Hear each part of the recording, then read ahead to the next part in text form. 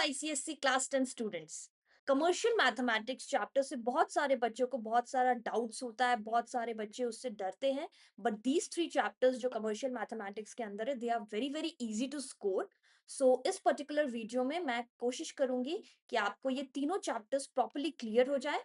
It is not going to be a long video, but I'll take up 3 most important questions which are very very important for your board exam, and साथ ही साथ मैं आपको इस तीनों chapters के formula भी revise करवाते जाऊंगी। So without wasting any time, let's start. So the first question that we are going to deal with is from chapter number 1. So let's understand the question first. So the question says, a shopkeeper in Rajasthan buys an article at the printed price of 40,000 from a wholesaler in Delhi. तो यहाँ पे बच्चों आपको समझ में आ रहा है कि एक ने खरीदा राजस्थान से और जिसने बेचा वो थे दिल्ली में। तो यहाँ पर इंटरस्टेट वाला केस हो गया। The shopkeeper sells the article to a consumer in Rajasthan at a profit of 25% on the basic cost price. तो अगेन जिस शॉपकीपर ने राजस्थान में वो आर्टिकल को खरीदा था, उसने उसे फर्दर बेचा अगेन राजस्थान में। तो ये हो गया इंट्रास्टेट। सो इंटरस्टेट मतलब जब आप एक स्टेट से दूसरे स्टेट में बेचते हो, और इंट्रास्टेट मतलब जब आप एक स्टेट से सेम स्टेट में बेचते हो। If the rate of GST is 18%, we have to find all these things. तो बच्चों सबसे पहले मैं आपको सजेस्ट करूंगी, जब भी आपको इस टाइप के क्वेश्चंस मिले, आप इस तरह का एक फ्लो चार्ट टाइप का बना ले, ताकि आपको समझने में बहुत ही इजी हो और जो एग्जामिनर चेक कर रहा है उसे भी एक क्लैरिटी मिले कि हाँ बच्चे को क्वेश्चन अच्छे से समझ में आया एंड उसका कॉन्सेप्ट क्लियर है। तो यहाँ पे हम सिंपली बस लिख लेंगे, होलसेलर ने सामान बेचा शॉपकीपर को, शॉपकीपर ने सामान बेचा कंज्यूमर को। यहाँ हमें प्राइस मेंशन थी 40,000, तो हमने वो नोट कर लिया एंड हमने तीनों के स्टेट्स नोट कर ली। तो यहाँ पे हमें पता है this sale is going to be interstate and this sale is going to be intrastate. तो as you might be knowing कि इंटरस्टेट में क्या होता है, जो पूरी टैक्स होती है वो चली जाएगी सेंट्रल गवर्नमेंट को, और जो इंट्रास्टेट है इस केस में टैक्स जो होगी वो 50-50% डिवाइड हो जाएगी, 50% state government, 50% central government. And यहाँ पे हमें टैक्स का जो रेट दिया हुआ है दैट इज 18%। तो बिफोर दैट हमें ये भी पता करना होगा कि शॉपकीपर ने जो कंज्यूमर को सामान बेचा वो कितने में बेचा। तो अगर आप क्वेश्चन को ध्यान से पढ़ोगे तो यहाँ पे आपको उस इंफॉर्मेशन के बारे में भी गिवन है कि जो बेसिक कॉस्ट प्राइस थी उस पे 25% प्रॉफिट के साथ बेचा। तो अगेन ये प्राइस निकालने के लिए सिंपली हम क्या करेंगे, 25/100 into 40,000। So this is going to be 25 4s are 100 and this is going to be this, so 40,000 plus 10,000, this is going to be 50,000। अब हमारे पास दोनों की कॉस्ट प्राइस तो है। अब यहाँ पे अगर हम 18% टैक्स निकाले तो 18% of 40,000 is going to be simply 18/100 into 40,000, so this is going to be 7,200। तो ये रुपीज 7,200 टैक्स चली गई इस केस में। एंड यहाँ पर अगर हम निकाले तो it is going to be 18% of 50,000, so this is going to be 9,000। And ये 9,000 जो है वो डिवाइड हो जाएगी 4,500 प्लस 4,500 में, because this is going to be intrastate. तो बच्चों अगर आपको ये सारी चीजें समझ में आ गई तो अब हम एक एक करके क्वेश्चन पढ़ के उसे आंसर करने का कोशिश करते हैं। So the first question asked is the price of the article inclusive of tax. Inclusive मतलब कि हमें टैक्स को ऐड करना है, eight which the shopkeeper bought it. तो फर्स्ट के आंसर के लिए हम क्या करेंगे, सबसे पहले हमें हमारे पास था 40,000 रुपीज जिसमें टैक्स ऐड हुई है 7,200। So this is going to be 47,200 rupees. This is going to be the answer for the first question.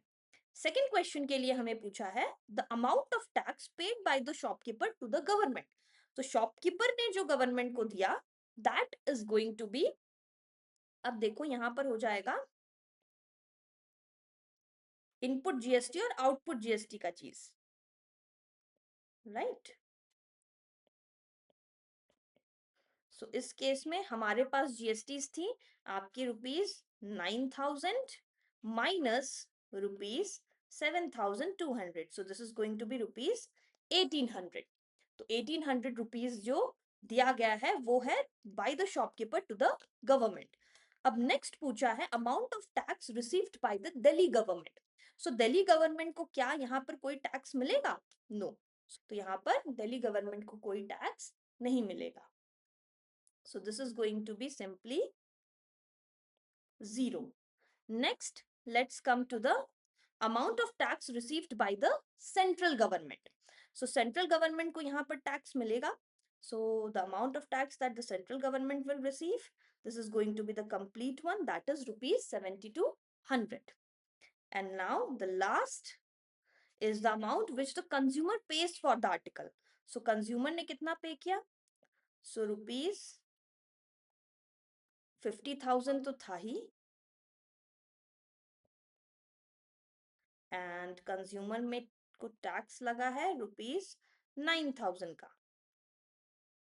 So this is going to be simply rupees 59,000.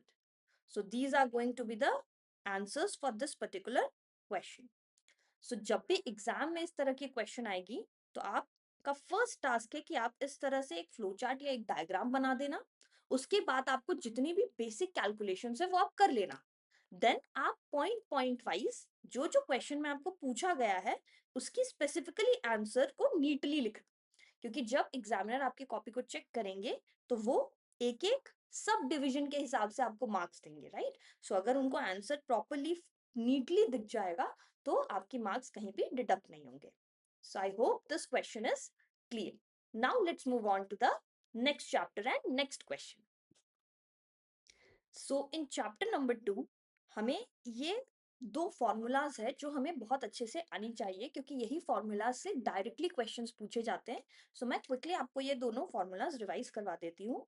कि फर्स्ट फॉर्मूला है interest. So interest निकालने के लिए simply we do p into n +1/2 into 12 into r by 100, जहां पे p हो गया आपका प्रिंसिपल वैल्यू, n हो गया number of years, right, number of installments, and r is the rate of interest. And यहाँ पे मेच्योरिटी वैल्यू आपकी हो जाएगी p into n plus i, जहाँ पे p is principal, n is number of months and r is rate per annum. Just यही एक formula, यही दो फॉर्मूला है जिससे आपको इस चैप्टर से क्वेश्चन पूछी जाएगी. So let's see what type of question might come this year from this particular chapter. So Rajiv Bhardwaj has a recurring deposit account in a bank of rupees 600 per month. So जैसे जैसे हमें data मिलते जाएगा हमें उसे note कर लेना चाहिए. So principal we have got is rupees 600. If the bank pays simple interest of 7% per annum. So यहाँ से हमें rate of interest मिल गया 7%, और मेच्योरिटी अमाउंट मिल गया हमें रुपीज 15,450, और हमें निकालना है total time for which the account was held. तो सबसे पहले हम फॉर्मूला लगाएंगे. I equals to p into n plus 1 by 2 into 12 into r by 100. तो यहां से हमें मिल जाएगा I की value 600 into n square plus n by 2 into 12 into 7 by 100. So this is going to be 2, 300, 100 cancelled, and 3 4s are. So this is 7n square plus n by 4. अब यहाँ से अगर हम mv की फॉर्मूला लगाएं तो we will get p into n plus I. So this is going to be 600 n plus 7n square plus n by 4. और maturity value भी हमें गिवन है, that is going to be 15,450. तो अब अगर हम इसे सॉल्व करेंगे so 15,450 equals to 600n plus, और let's just take LCM over here. So this is going to be 2400n plus 7n square plus 7n divided by 4. Then we can simply solve this particular equation and we will get a quadratic equation. तो कभी कभी क्या होता है बच्चों कि आपको quadratic equation कुछ ऐसा मिल जाता है जिसमें आप मिडिल टर्म नहीं कर पाते हो. तो वहां पर आप कुछ मत करना, आप क्वाड्रेटिक इक्वेशन की फॉर्मूला लगा देना जो आपने क्वाड्रेटिक इक्वेशन वाले चैप्टर में पढ़ा है, राइट. तो वहां से भी आपको n की वैल्यू आ जाएगी. इस पर्टिकुलर क्वेश्चन में अगर आप इसे सॉल्व करेंगे तो ये आपका टास्क भी रहेगा कि आप इसे यहाँ पर ना छोड़ो, आप इसे कंप्लीटली सॉल्व करो. तो वहां से आपको एक वैल्यू मिलेगी 24 और एक वैल्यू मिलेगी कुछ नेगेटिव वैल्यू. तो नेगेटिव वैल्यू सिंस एक्सेप्टेड नहीं होगा क्योंकि नंबर ऑफ मंथ्स है, तो हमारा आंसर हो जाएगा यहाँ पे 24 मंथ्स। अब इसे आप कन्वर्ट भी कर सकते हो ईयर्स में, so it is going to be 2 years। So you can see कि ये चैप्टर से जो क्वेश्चंस पूछे जाते हैं वो बहुत सिंपल है। अगर मान लो आपको ये भी सॉल्व नहीं करना आया तो फिर भी आपको कुछ स्टेप मार्क्स जरूर मिलेंगे। सो चैप्टर 2 को आप बिल्कुल भी ओमिट मत करो, इसके फॉर्मूलाज अच्छे से देख लो और इसके जो भी सम्स है वो आप अच्छे से प्रैक्टिस कर लो। राइट, डायरेक्ट क्वेश्चंस तो बहुत इजीली बन जाएंगे जिसमें आपको बस वैल्यूज पुट करके आंसर निकालना है। जो थोड़ा सा ट्रिकी टाइप ऑफ क्वेश्चन होता है वो यही होता है जिसमें आपको नंबर ऑफ मंथ्स या टाइम निकालने के लिए पूछा जाता है। राइट, so I hope कि chapter 2 is clear. Now let's move on to the third question, that is from chapter number 3. So in question number 3 we have Sachin invests rupees 85,000 in 10% rupees 100 shares at rupees 170.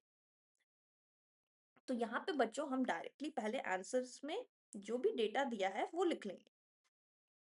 So for Sachin we have investment equals to rupees 8500, D% is equal to 10%, FV हमें given है rupees 100 and MV हमें given है rupees 170।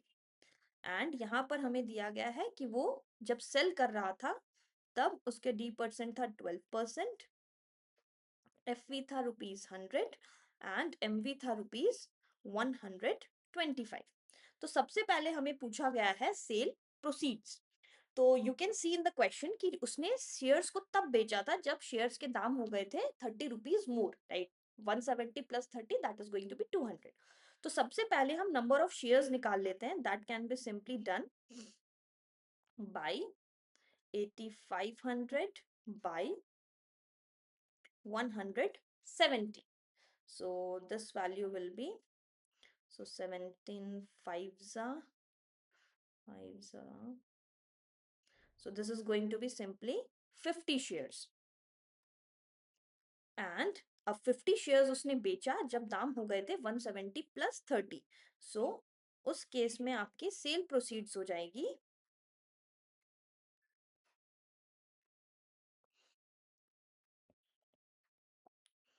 Rupees 200 into 50, that is going to be simply 10,000।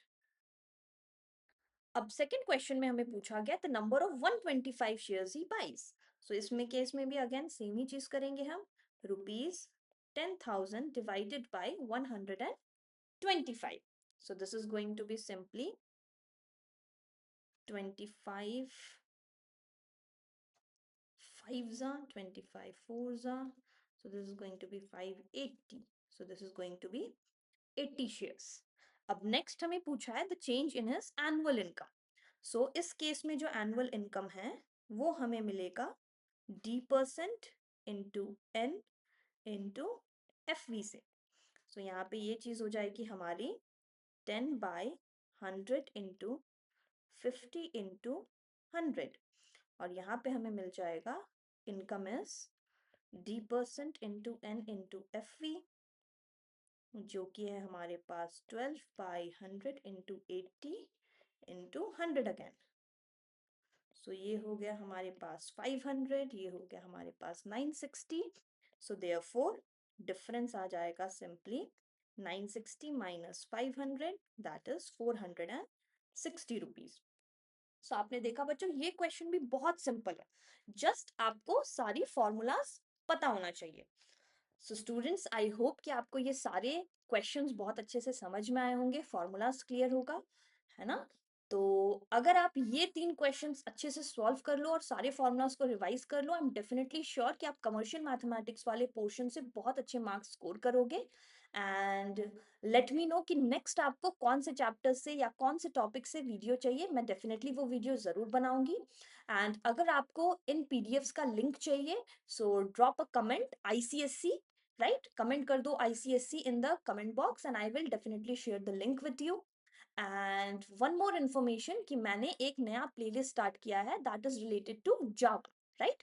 सो अगर आपको बच्चों जावा में कोई दिक्कत होती है, अगर आपको जावा के कॉन्सेप्ट्स रिवाइज करने हैं, सो आप वो प्लेलिस्ट को भी लाइक कर दो और सेव कर लो, ताकि उसमें जब भी न्यू वीडियोस आए जो कि आपके बोर्ड एग्जाम से पहले ही आएंगी तो आप उसे मिस ना करो।